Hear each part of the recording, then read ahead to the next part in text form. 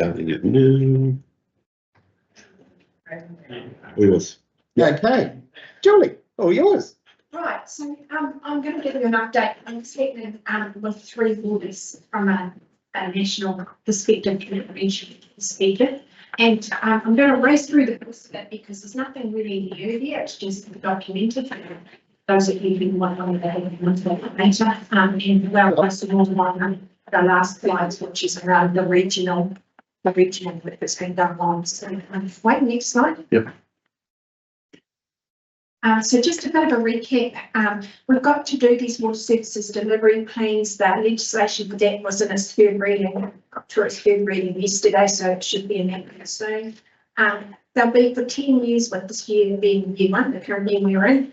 They've got to cover water, wastewater, stormwater. We've got to identify where we're currently at, where we need to be, the national standards, and what that gap is and how we're going to close that gap.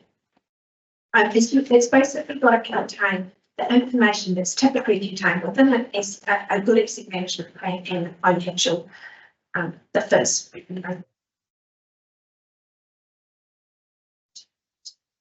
Has to publicly demonstrate our commitment to meeting all the regulatory and drinking water standards, supporting housing growth and development, which is actually a significant issue for us here.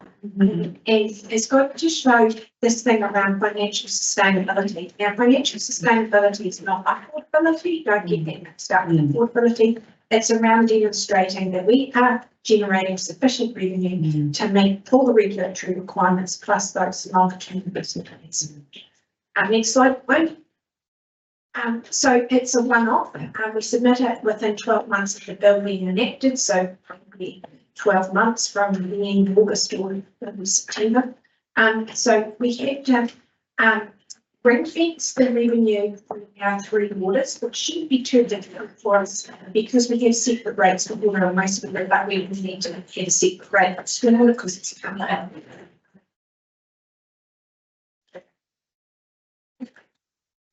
We've got to identify if we're going to go into a CCO or we're going to continue to deliver 3 waters alone. So there'll be a decision the council's going to have to make there. And then we have to show the implementation plan for delivering either the joint CCO or for achieving financial sustainability if we're going alone. And there's a date in there, we've got to be financially sustainable by the 30th of June 2028. Which is an interesting date. I'm sure that's going to pop up later. Right, the next slide. So this the requirements around consultation on the CCOs are you have to consult once only. You can do that as part of your LTP if you were a council that deferred your long-term plan. So I would suggest that's going to be a key consultation by the our LTP. We've got to consult on what it would look like if it was the status quo, what it would be if we went into a CCO and the 2 options there you choose from are you're going to be a single CCO or a joint council CCO. So the CCOs can be set up to deliver all of the water services, being water, wastewater and stormwater, or you could decide just to have them for water and wastewater and not include stormwater. But next slide. Yes, so that joint plan actually has to cover all of the services. So even if some of the councils are still, if you're going into a joint CCO, we do one joint water services delivery plan. We don't go and do our own case. So we are currently working with the Otago and Southland councils, and we're also doing some work through Salween District, facilitating some work through what was the ETD area, which was Otago Southland, Canterbury and West Coast. And so there's a bit hit and miss on who's in and who's not participating in some of this, particularly in the ETD area. So under the legislation, the minister's got these stepping powers. In the initial stages, he can appoint a Crown facilitator, or if you're not actually working on a water services delivery plan, because they're going to be checking in on this stuff, they can ask a water services specialist to come in and write that plan. And we can ask for that to be done. We have to pay for it if they come in. A group of councils could say, look, we can't actually agree the terms of our CCO, can you appoint a facilitator? So it's kind of like a mediator, the facilitator role, whereas the water services specialist is more a technical specialist who can write them. So next slide. Yeah, so the roles of those people that a Crown facilitator is to assist, advise, direct, or anything else that the minister puts in their brief, which pretty much covers everything. So they can also recommend that the Crown, that the minister goes a step further than around appointing commissioners and people will take over the run of councils that governments come and whereas once again the specialist is more around that technical. Next slide, Wayne. So just some future changes that have been indicated from the government, and this is just coming up in the last couple of weeks. So I was reading some stuff last night. So wastewater, they are setting up these nationally consistent performance standards for wastewater. The regional councils will have to give effect to those standards. They'll basically set the baseline for consent going forward. So there is potential for us to continue to discharge the fresh water under those standards. That's what they've been developed for, so that across all of New Zealand, when we're identifying a gap to meeting the regulations, we're all working to a common line. It's not 12 different lines set by 12 different regions across New Zealand. And then in water, they've put out a fact sheet, and in the fact sheet, it's got this interesting statement, which is I've virtually put up in word for word. And it says, they're enabling Tamara ROI to proactively issue exemptions from certain regulatory requirements where compliance is impractical, inefficient, unduly costly, or burdensome.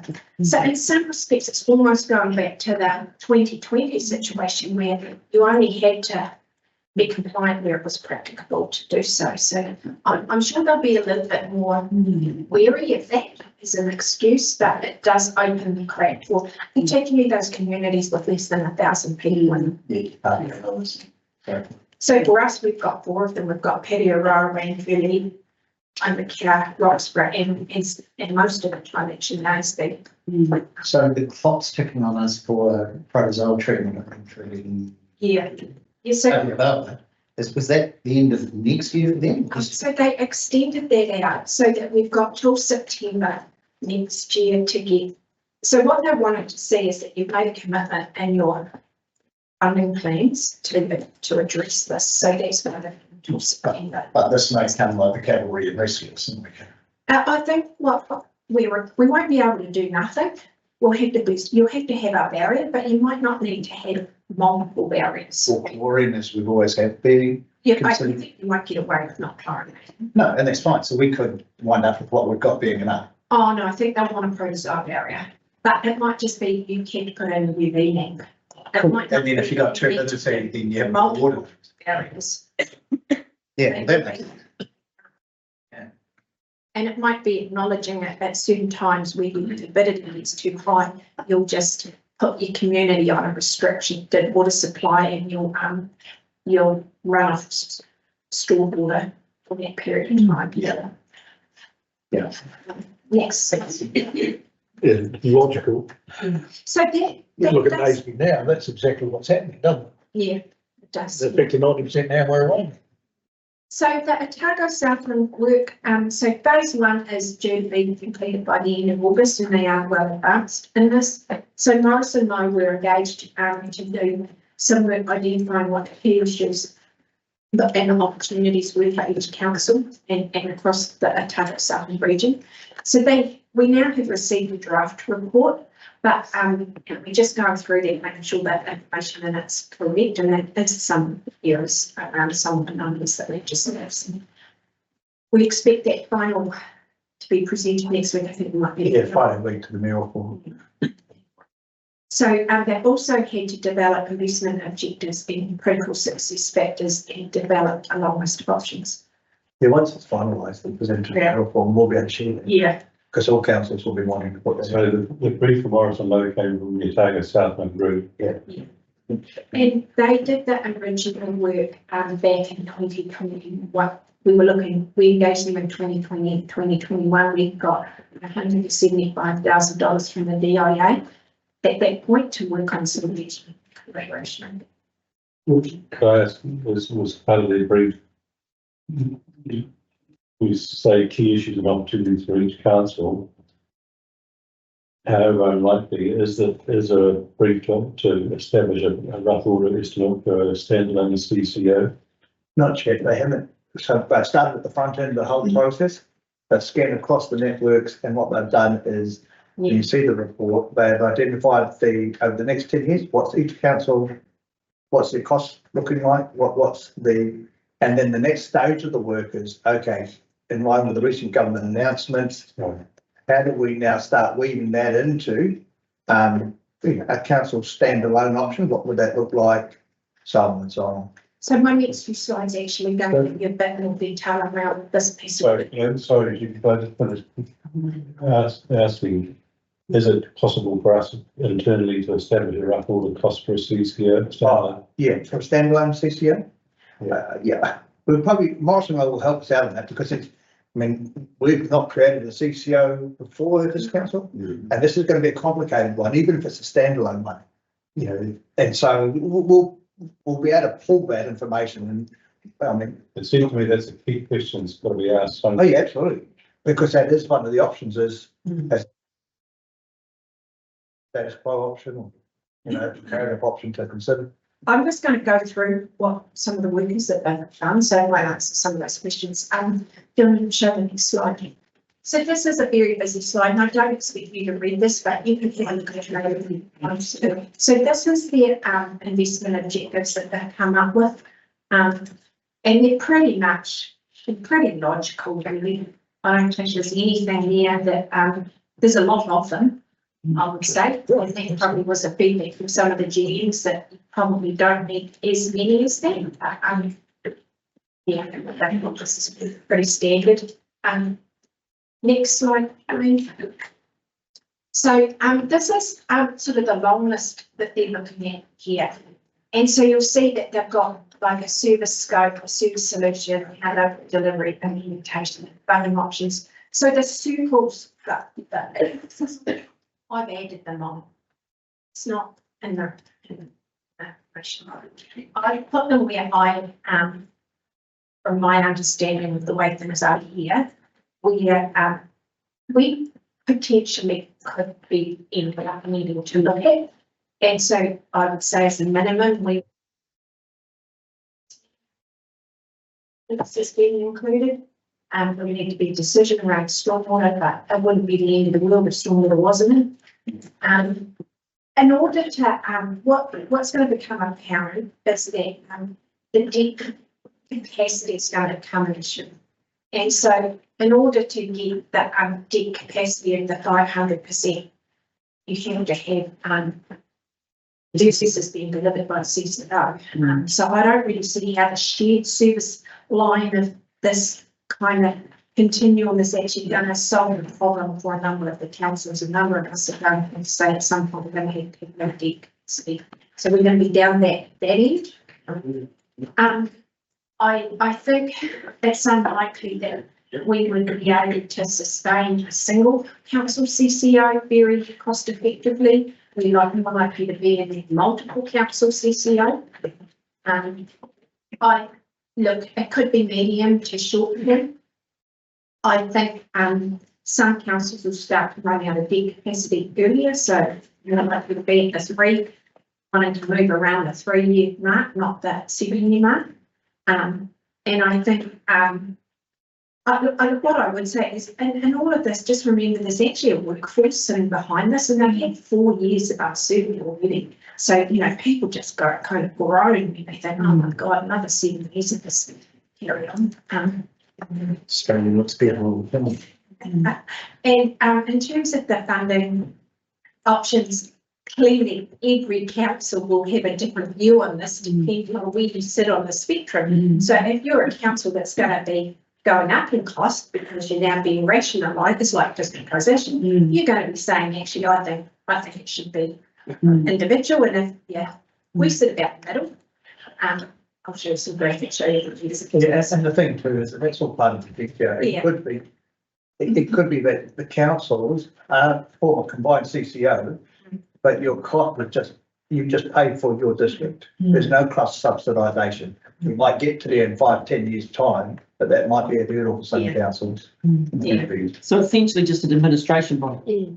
Pretty much, it pulls the resource, the management and all the overheads and all that sort of stuff into one entity that can run it across a wider region. It's kind of like a war. We've been needing for different lines charged to Central Otago because we cost more to serve it. That's why Hoover's idea was much better for us. Yeah. At that level, you know, And it's the friction and the bickering that's going on amongst the politicians already. It's not possible. But if they multiple council CCO, you do give away control of prioritising your projects. Yeah, but I think You give it away to professional professional yeah, yeah, all local controls, not Yeah. that we've got any anyway, because we've got to do what we've got to do. Hey, It's a bit of a myth anyway. so I've got some graphs that will show a bit more info, so I can go through those. The next slide one. So the phase 2 part of the work that'll start is reducing that big long list there down to a short list of options. And what they're saying is that short list will contain the status quo, because we've got to include that for every council, what a regional combined CCO for comparison. And I suspect that not every council will choose to be a part of a regional CCO if that was the So- option. Who makes that decision? Us as a council, So, or do we push well, it? yeah, we would have to make it alongside everyone else, which is why it won't work. So we would have to say, so let's say us, Waitaki, Clutha and Queenstown decide we're all going to go into it. All 4 councils would have to agree to do that, and then they'd have to agree on what it looks like and everything else. And already those conversations are fraught.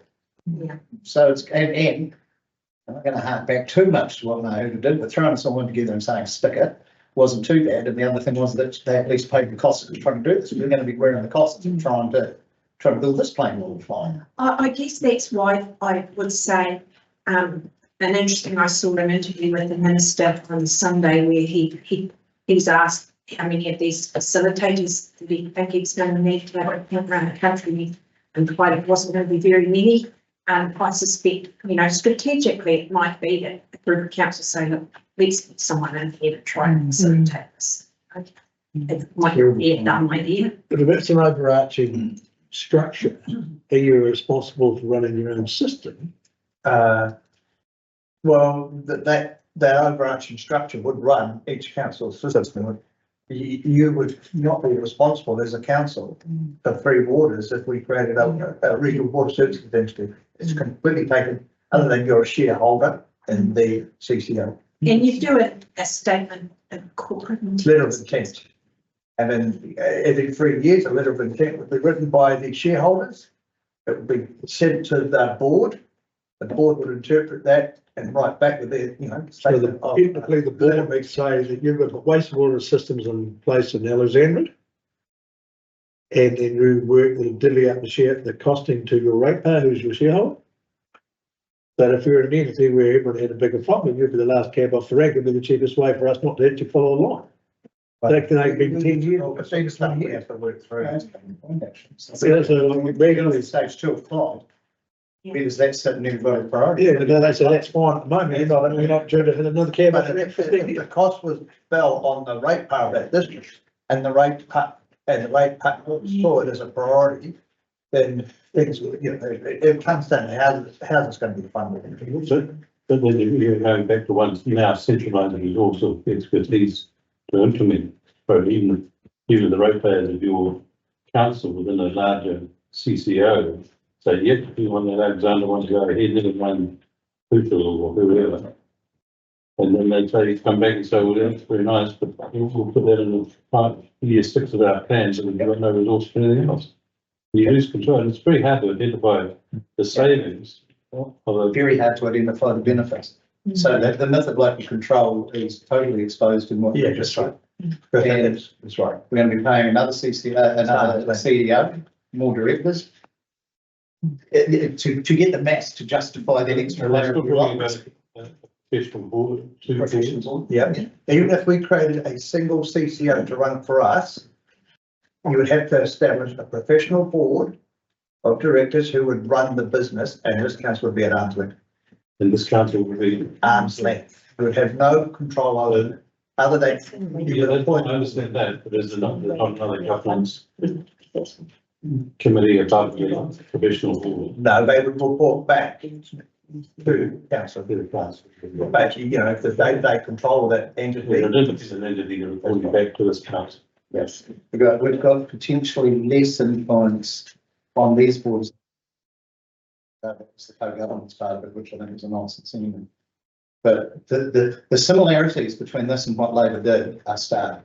This is like Labor's model without the co-governance, with us setting it up, which would be a shit show. And And without the funding. without the funding, Funding thinking, for this, yeah, you're going for this. it's going gonna to be, pay anyway, we can't so we underestimate the just- challenge that we're facing. So what was being said, so under Mahuda's scheme, it was said that no council would lose staff. And you set up a whole new edifice of a entity B or whatever direction you got to, and magically would be lots of money saved. So how's it going to, how? Yeah, so what I would say is that what Morrison Lowe have said is that they think, so the original Labor government proposal was the analysis there was done around the Water Industry Commission of Scotland. We interviewed their massive RFI, and they had utilised their knowledge of how it's worked in other parts of the world, and they had quite high efficiency gains through larger entities. And I'm going to talk through some of the opportunities so that we'll get an idea.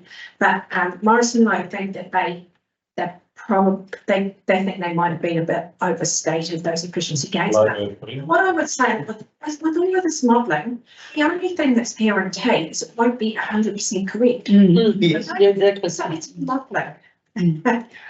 So I guess yes, they're going to work through these options now, and then they'll have to come up. So you've got to remember, this is on a timeline. We've got to have this into the government in about 12 months' time that we're doing here. So And so what they, So, from the Otago Southland point of view, they would like an indication from mayors in early November. Because then the thinking has to be done in earnest. If there's a handful of mayors says, let's go for a joint CCO, then we all have to weave that into our water services entity plan and that sort of stuff. So, yeah. and that's why this part of the brief is happening across the region now, because all councils need to be kept abreast of this, because effectively, at some stage, it'll come to council for a decision. So we need some kind of idea of the cost of a Yeah, that's standard right. by November. Well, Oh, yeah, before yeah, November. it needs to go into an LTP consultation too, so that's probably going to be the driver final. Yeah, so next slide, please. So now I'm going to give you a really big disclaimer on this. So I'm going to give you some graphs about some of the information that's in there. These graphs are not in this report, but I'm taking some of that information and I've been recorded so we can get some more. So that capital, that's around capital programs is the big key right here. And those capital programs are largely based on work that was done in early this year for going into 2024 LPPs, and then we all have them plans instead. So it hasn't been through that review process where basically a lot of it gets cut out. And then we've had these changes from the government. There's also going to reduce some costs as well. So all I can tell you is that these names will definitely change. Our ones will go back, so I would be expecting they'll go back by at least $100 million across the 10 years. But they could be a bit less left this week. So just bear that in mind when you're looking at the numbers. But what they are saying here is that debt across the combined Otago Southland region is going to double over 10 years. And it's going to go from around $2,500 per person as it is if you averaged it across the region now to $5,600 per person in 2031.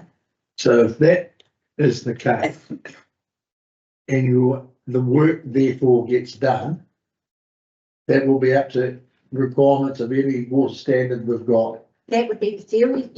and would be all complete at that point. Yeah. So the argument to that, if you take property later on, that your land value could double in the same 10-year period.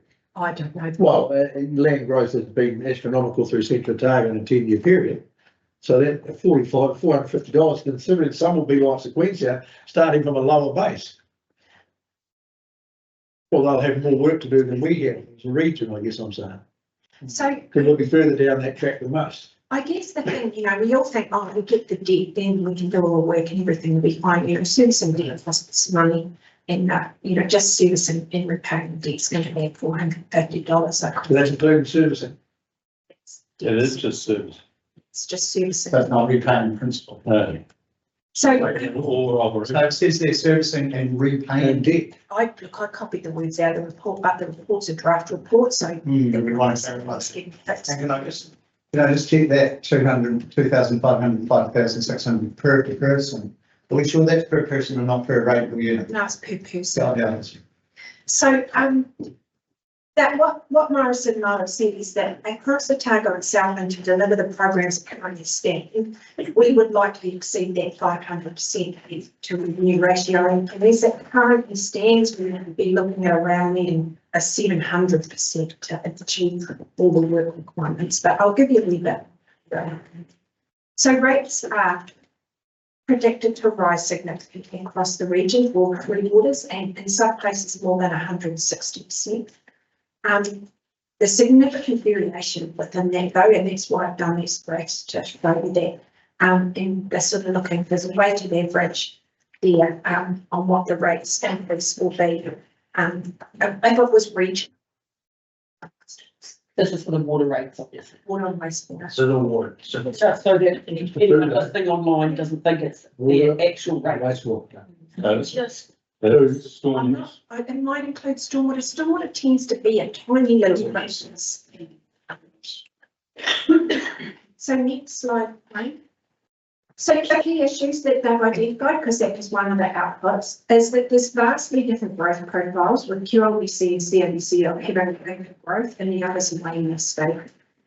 Approximately half of both QLBC and CODC's capital programs across that 10-year period are to respond to growth. So half of my capital program as we've currently done is related to growth requirements. They've made the comment that servicing growth requires significant organisation effort and planning. So when you're looking regionally, obviously QLDC and CODC have a really high level of understanding around what that means, whereas if you looked at the South and they would have the same understanding.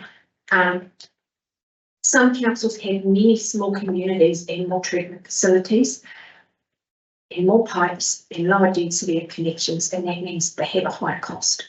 It's just simply a numbers game there. And I've got some graphs that show that. So the costs that are required to meet these more stringent regulatory standards. So bear in mind that everybody who's done a program for this has been working on the basis of what the program requirements up to a few weeks ago. So it's that shifting sands. So there might be a bit of a reduction as a consequence of that, but it's still going to be quite high. We're not alone in this. They've made the note that there's a lot of small schemes out there and they're difficult to maintain economically, and they require a different approach from a highly urbanised centre. So it's different sort of management operating approach to those. Some councils have a lot older networks, so that councils that are more highly urbanised tend to be much older when we look at that debt growth. So QLDC and CODC by comparison have very young networks, because when you average all the growth stuff into ours, our average age of the pipes is now 1 students. And older infrastructure is expected to cost more and have more problems. Next slide. So what the opportunities are that they've said is that there is opportunities where there's some townships that are relatively close together, particularly in parts of Southland, where they could combine them more. The shared workforce could provide a lot more resilience and potential operational efficiency. So at the moment, everybody has to resource up for 24/7 operations for their treatment plants, whether you do it internally or through a contractor. Whereas if you were running those regionally, you would you'd have a pool of people who could backfill when people were on leave or sick and that sort of thing that we move around rather than everybody having to resource for that. There's a potential for alignment of procurement and project management and coordination of the large scale audit program that's got to be delivered that could improve market capacity and capability. There's a lot of opportunity if you're a bigger organisation to develop specialist skills in-house. So we don't do enough of some bits and things to justify employing a person to do that. We'll bring in consultants at a much higher cost, whereas a bigger organisation would employ those people directly. And likewise for some of the specialist equipment that gets used. So they would probably buy their own CCTV and leak detection gear and have their own staff doing that work instead of paying contractors for it. And then there's an opportunity to leverage the balance sheet, the combined balance sheet together to run the program more efficiently across the multiple years. Wayne, do you have the next slide?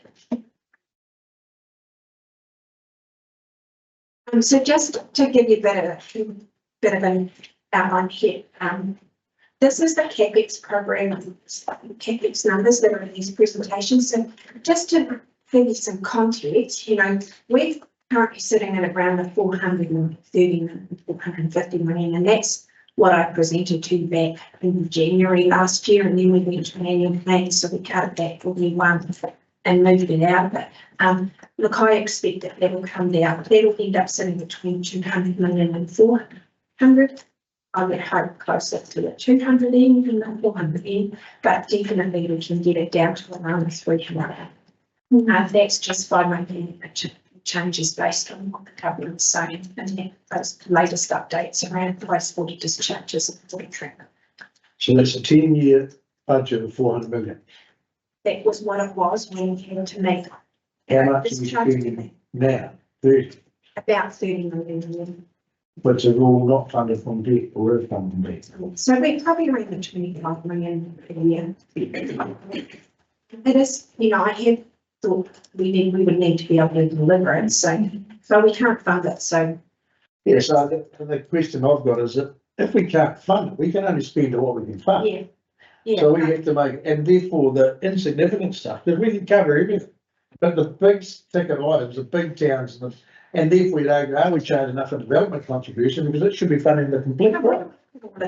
We're not looking for that as we work through the LTP. So I'm just trying to say, don't get hung up too much on the numbers because these numbers are going to change. We're working through all of that and it's a piece of work we're currently doing. So the timing of this isn't ideal because it's coming in just as we're working on this stuff. So it's a bit of this, everything's moving over.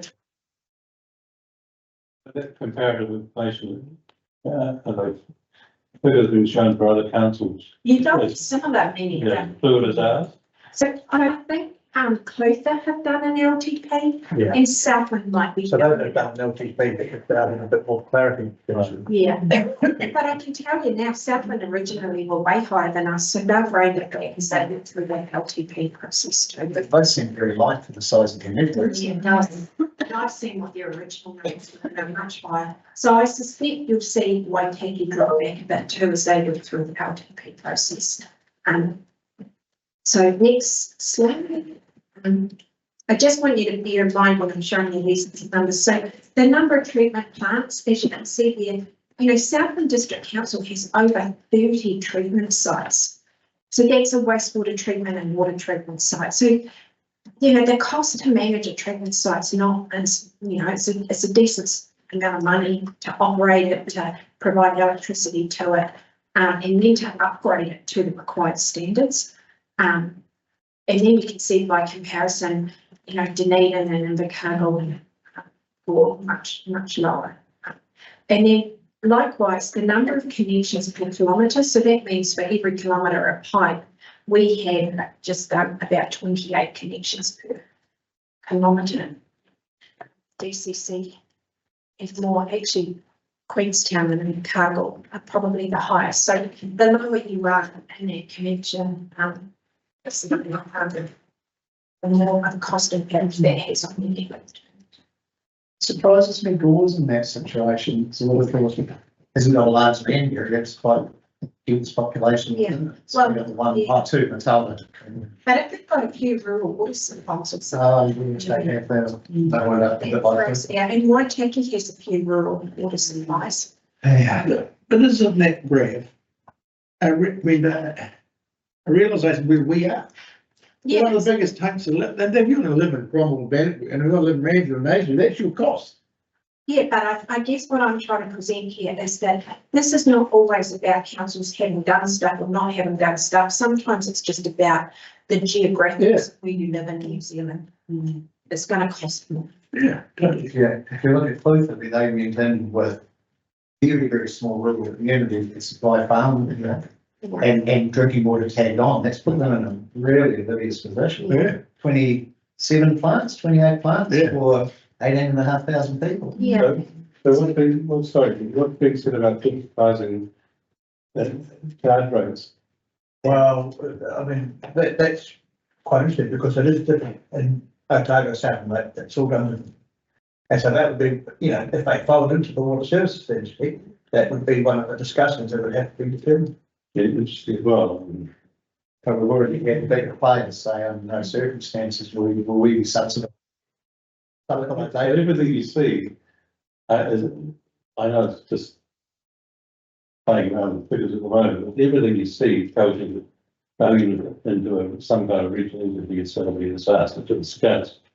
oh, no, we sit in the middle. Yeah, we said about no. I'm not sure because, the cost of establishment of the services entity going to the owners of council is going to be really expensive. Well, that's what we, that's going to be an interesting figure, isn't it?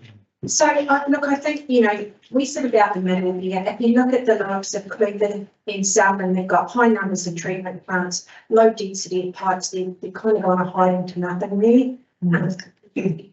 They've certainly got much bigger challenges in that cost per connection space. Next slide one. This is kind of on those base programs, possibly are going to change. So, but relativity is sort of the thing here. You can see that what the debt per person is by each of the different councils. You know, we know Queenstown have had issues with claims there. The average three waters rates in 2034, if we all live independently, is that's what that's showing. So you can see once again those cities areas are lower at the end, the rural areas are higher, rates are closer. So it's really saying that there's that whole thing around harmonisation is the guts of it. Next slide one, I think it's almost at the end. Perfect time. So look, obviously, there's no guidance needed at this point in time. This is just an opportunity to bring elected members up to speed. This report will go to the mayors of the Otago Southland region next Friday week. And then from there, we expect that they'll provide some further direction to the chief executive to look at this, look at that, develop that a little bit further with Morrison Lowe, bring that back to the mayors and the councillors and keep moving forward on this and take that point, what's the cost of establishing the CCO, all those sorts of things we'll be looking at. And so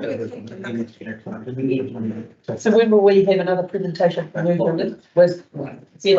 say in a month's time, we'd sort of be aiming to. So on the 11th of September, I'll be talking to you around some of the program, our capital budget stuff, what those things would look like is in the status quo. And then they feed through into this then obviously. So I just need guidance from council of my view, and Peter also with me, is we keep talking to everybody that's we can talk to. We've got no preconception of what the end result is, where we'll sit, but we need to keep talking. We might be forced into it anyway. Yeah. Well, we may well be, or we could be left behind and become Northern Council, you know, that's not going to work. So there's no harm in talking. We're already seeing people putting contingencies around what they're willing to discuss or not. I think we need to go in there with open hands because we don't know what we've got until we've explored every possibility. Do we know as a council that whatever happens, we would argue in favour of an average charge rather than a leading charges? I think that would make sense. But Because if we know that, you can adopt that position right now. Well, you have to be really careful though, Nigel, and this is the problem of jumping into things. That's why. without knowing. If we wind up with the only councils that would join with us are Southland and Luther. Everything, you know, those councils. So this is why we can't be making these, you know, I'm unwilling to put these All right, parameters. so you're not even in a position to do that. Because we don't know what we're going to be faced with. Listen, I would think like, though, sometimes we sort of look and you think, oh, Queenstown are going to be a lot worse off than this. But then actually they're not. Then when you look at what the rates are, not that dissimilar under this kind of modelling that's been done to us. So And not a that's, million miles away. that's the effect of their growth. Well, we've got the same thing. I think it's about 966 million growth across the two councils, and I think ours is 233. But we are obviously that's half of a 400 million program for us, and the program's bigger. Just something, so just going back to students and their development contribution, which at the moment they review 3-year average. So we're going to annually, and we did look at changing them last year when we did the annual plan, but because we were only doing an annual plan, it's going to result in some huge fluctuations across the district that didn't make sense because we could only take the 1 year of the approved program and pop it into the 10 years. So they will change with the LTP. But is that not a topic we should be looking at, the development contribution? We look at the growth we're going to be faced down the line. Absolutely. So the development time, I expect our policy will change to reflect that high growth. We can never make a massive difference to have a look at that, and then whether we want to be compliant with that, the other option. Do we have to be 100% compliant? Well, what it'll make a difference to us. Don't have to make it, we don't need any guidance at this point in time, council. we do need Prozac, we don't need finance. Now, in the interest of time, Yes. Thank you, Julie. You could take up a career as being a ghostwriter for Stephen King. Because you keep coming back to the survival story.